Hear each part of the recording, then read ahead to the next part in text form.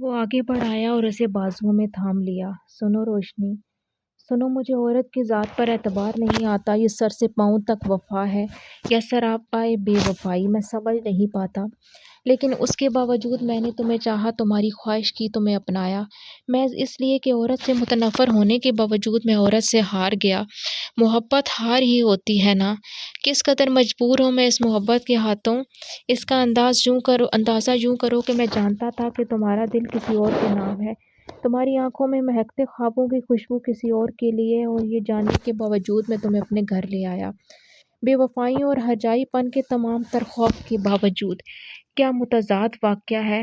لیکن آج میں تم سے ایک درخواست کر رہا ہوں روشنی، زندگی میں کبھی بھی ماں کے رشتے سے کھوٹ نہ کرنا، اسے ایک لفظ کی حرمت کو داغدار نہ کرنا۔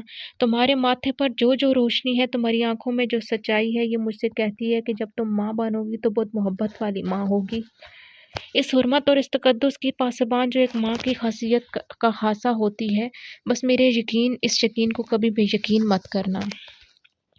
وہ کھلی آنکھوں سے اسے تکتی رہ گئی۔ کیا بلا کا یہ بدگمان شخص تھا؟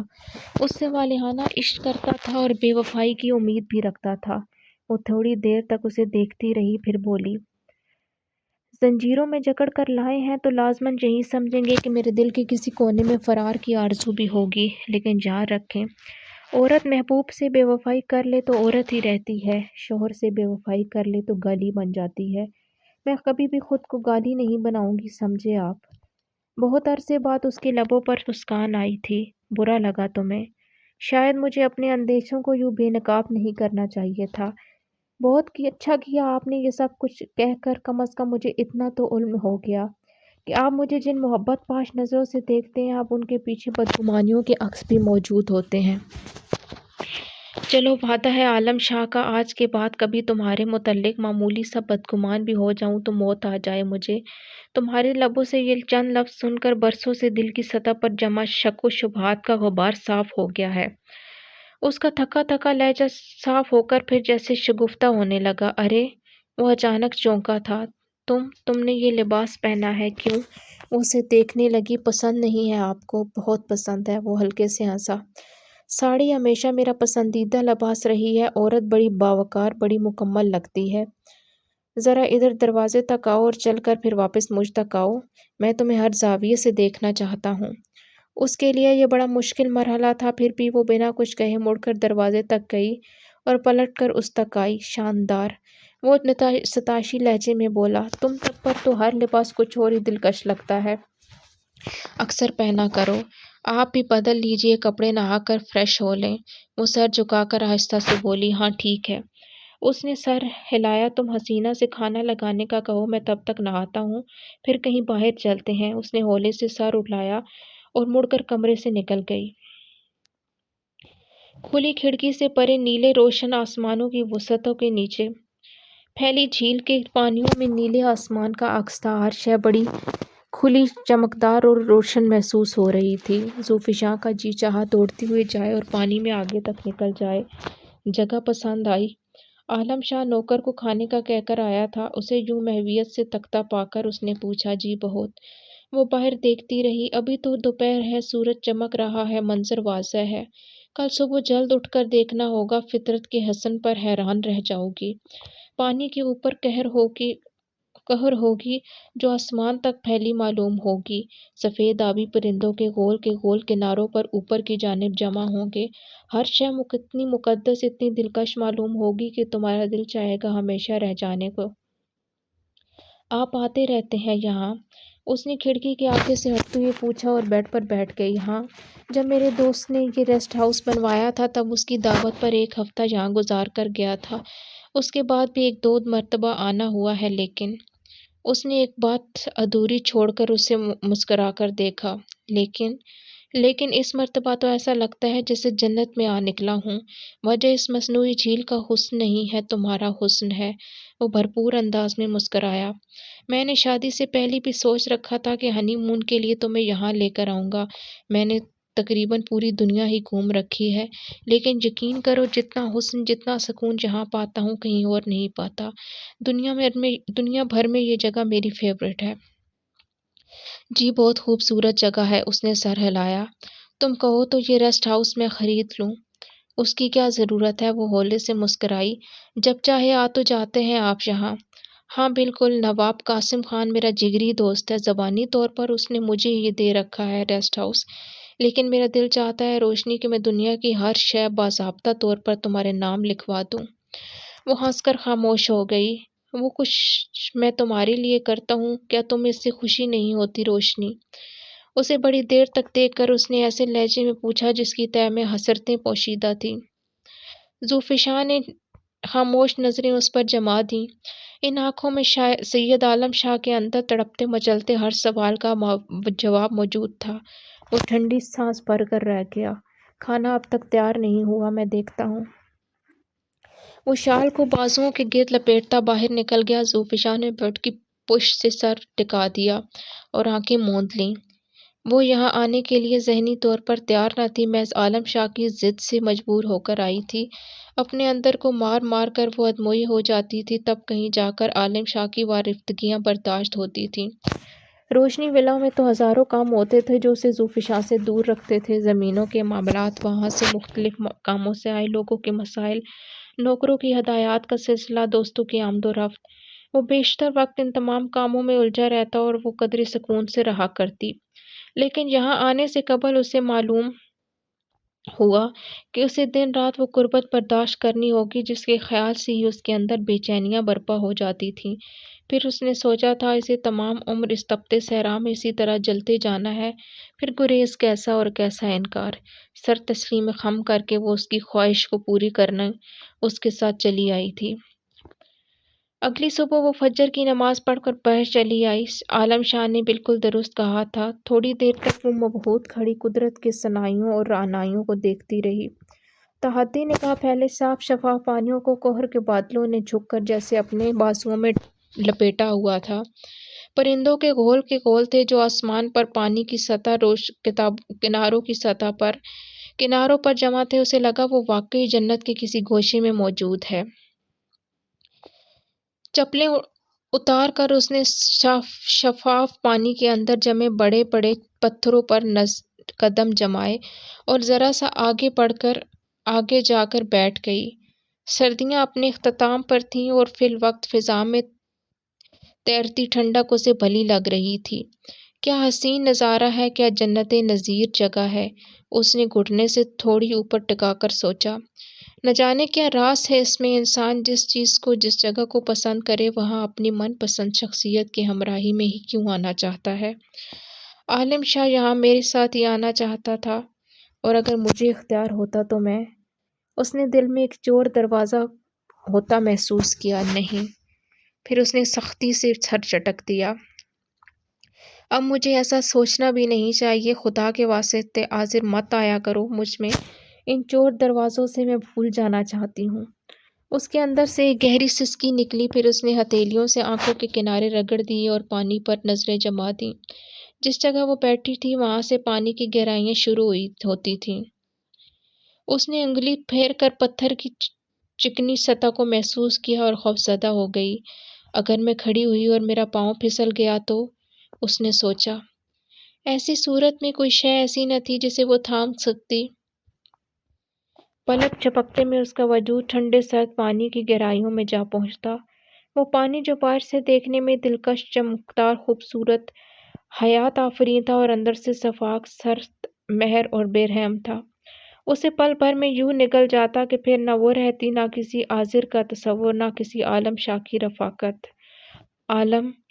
خوف کے عالم میں بے اختیار اس نے پکارا تھا۔ ہاں روشنی، کہو۔ اس کے اندر جیسے نئی زندگی کا اعتماد دوڑ گیا۔ سر گھما کر اس نے دیکھا وہ اس کے پیچھے کھڑا تھا۔ آپ؟ اس نے گہرا سانس آزاد کیا۔ آپ کب آئے؟ کافی دیر ہو گئی۔ وہ مسکرایا۔ تم جھیل میں پھیلے پانی کو دیکھ رہی تھی اور میں تمہاری پشت پر بکھرے خوبصورت بالوں کو۔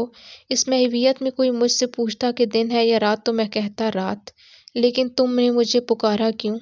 میں ڈر گئی تھی، میں سوچ رہی تھی کہ میں پھسل کر پانی میں نہ گر جاؤں۔ عالم شاہ نے اپنا مضبوط ہاتھ اس کے سامنے پھیلا دیا۔ ذوالفشاں نے اسے تھاما اور اٹھ کر اس تک آ گئی۔ جب تک عالم شاہ زندہ ہے موت اور تمہارے بیچ ایسی دیوار بنا رہے گا کہ نہ تم اس کی ہلکی سی پرچھائی دیکھ پاؤ گی نہ وہ تمہاری۔ وہ اسے قریب سے دیکھ کر مسکرایا۔ اس نے جلدی سے اپنا ہاتھ اس کے ہاتھ کی مضبوط گرفت سے آزاد کرایا اور آگے بڑھ گئی۔ ذرا سا آگے جا کر اس نے مڑ کر دیکھا، وہ اپنی جگہ کھڑا تھا، نظروں میں ایک عجیب سا احساس شکست لیے اسے دیکھ رہا تھا۔ ذوفشاں کو اپنے رویے میں بسی اپنی سرد مہری اور لا تعلقی کا احساس ہوا، لیکن وہ کیا کرتی دل کے ہاتھوں؟ اگر وہ مجبور تھا تو وہ بھی دل سے ہی شکست کھائے ہوئے تھے۔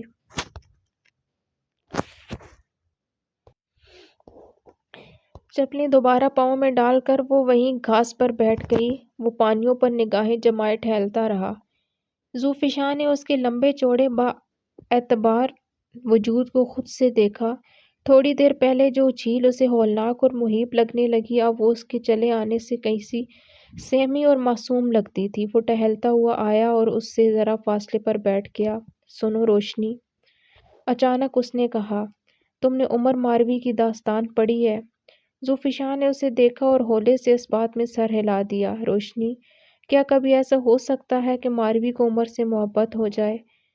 بڑی زخمی مسکراہٹ ذوفشاں کے لبوں پر پھیل گئی۔ اس کی بات کا کوئی جواب دینے کے بجائے وہ سر جھکا کر زمین کو انگوٹھے سے کھودنے لگی۔ مجھے احساس ہے کہ میں نے تمہیں تمہاری خواہش اور رضا کے بغیر اپنایا ہے، وہ سوچتا ہوا بولا۔ میں جانتا ہوں تمہیں کسی اور کے ساتھ کی خواہش تھی، تمہارا دل کسی اور کے لیے دھڑکتا تھا، لیکن مجھے یقین تھا اور ہے کہ جتنی محبت تمہیں اس سے تھی، اسے تم سے ان دونوں محبتوں کو جمع کر کے ترازو کے ایک پلڑے پر رکھا جائے اور دوسرے پر عالم شاہ کی محبت، جنون اور خواہش کی، تو تمہاری قسم روشنی میرا پلڑا بھاری ہوتا، میں نہیں رہ سکا یہ سب کچھ کیے بغیر۔ مجھے یاد ہے تم نے کہا تھا کہ تمہیں اپنے دل پر کبھی بھی یہ اختیار نہ ہوگا کہ تم اسے میرے نام کر دو۔ تم نے کہا تھا کہ میرے حصے میں محض ایک خالی کھوکھلا وجود ہی آ سکے گا، اور جواباً میں نے دعویٰ کیا تھا کہ میں اس خالی کھوکھلے وجود کو اپنی تمناؤں سے سینچ کر اس میں محبت کے گل و گلزار کھلا دوں گا۔ لیکن اب کبھی کبھی مجھے یوں لگتا ہے روشنی کہ میں نے برسوں تپتے صحراؤں کی خاک چھان کر ایک احرام دریافت کو کر لیا، لیکن اس خوبصورت تاج محل جیسے مقبرے کے اندر جانے کا راستہ مجھے نہیں ملتا۔ میں باہر کھڑا اس کی مرمری دیواروں سے اپنا سر پھوڑ رہا ہوں، پاش پاش ہو رہا ہوں، لیکن کوئی ایک در، کوئی ایک کھڑکی، کوئی ایک روزن میرے نام کا نہیں ہے۔ اور مجھے یہ بھی وہم ہے کہ کبھی میں کوشش کر کے اندر پہنچا بھی تو مجھے علم ہوگا کہ اس احرام میں دفن خزانہ تو کوئی اور کب کا لے جا چکا، میرے حصے میں تو بس ایک سرد لاش رہ گئی ہے۔ کئی آنسو ذوفشاں کی آنکھوں میں بھرے اور ٹپ ٹپ نیچے گھاس پر گرنے لگے۔ میں تمام تر جذبوں سمیت تم تک آتا ہوں، تم برف کا ایک ایسا بت بن جاتی ہو جسے عشق کی پاگل آگ بھی پگھلا نہیں سکتی۔ تم اکیلی ہوتی ہو تو نہ جانے وہ کون سا خیال ہوتا ہے جو تمہارے لبوں پر مسکراہٹیں اور تمہاری آنکھوں میں چمک اور تمہارے گالوں پر گلال بکھیر دیتا ہے۔ میں تم تک پہنچتا ہوں تو تمہاری مسکراہٹیں دم توڑ دیتی ہیں، تمہارے گال سرسوں کا کھیت بن جاتے ہیں، تمہاری شیر کہتی آنکھیں نوحے پڑنے لگتی ہیں۔ میرے لیے تمہارے لبوں پر خوشی سے بھری ایک مسکان تک نہیں آتی۔ عمر نے ماروی کو دولت سے جیتنا چاہا تھا، میں تو تمہیں جذبوں سے رام کرنا چاہتا ہوں۔ محبت اتنی بے اثر تو نہیں ہوتی روشنی، اتنی بے اثر۔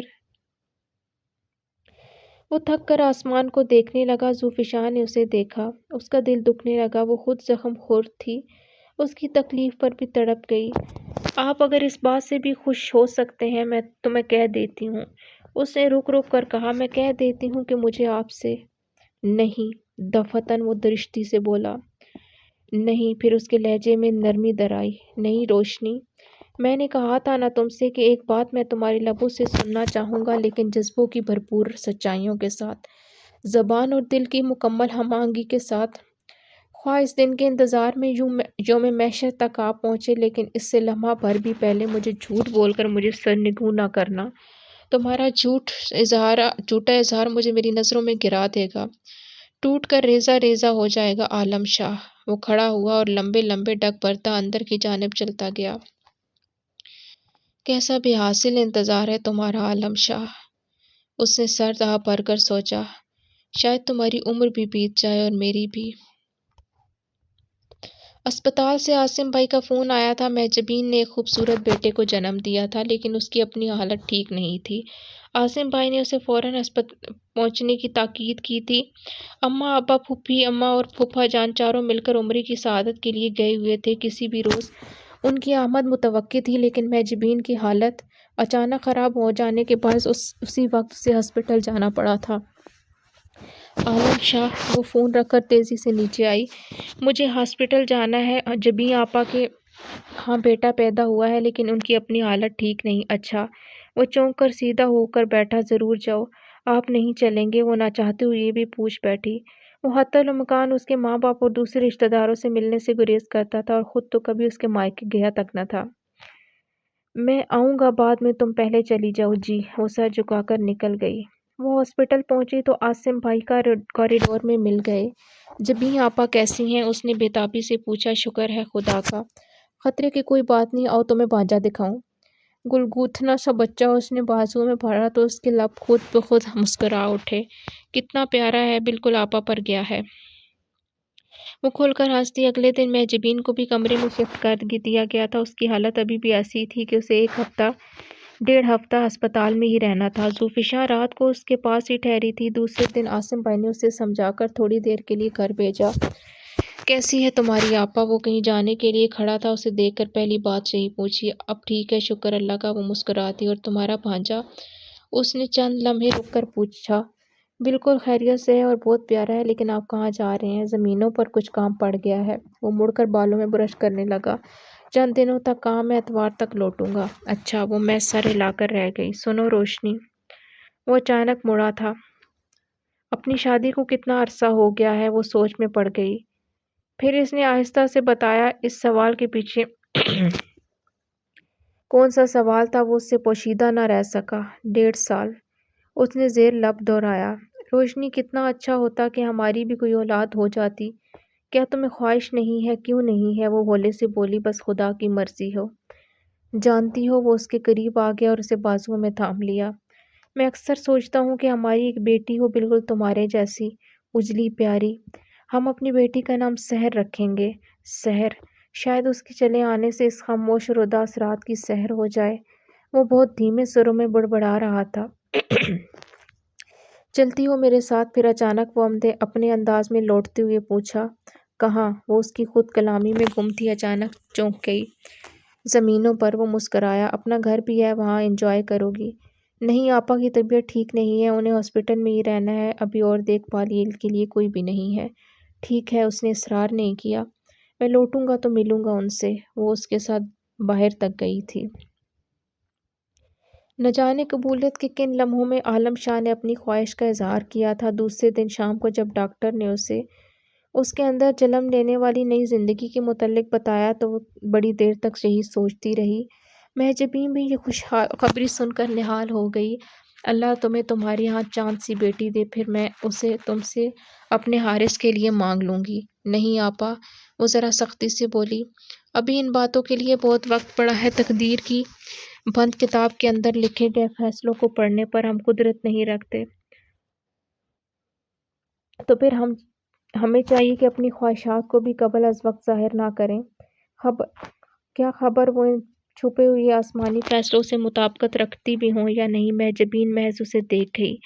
اماں، ابا اور پھوپھی جان کے آنے میں 2 دن رہ گئے تھے، پھر اس نے بات بدل دی۔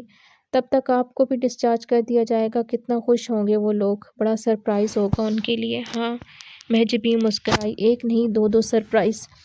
تمہارے شوہر کو پتہ چلا؟ نہیں، اس نے نفی میں سر ہلایا۔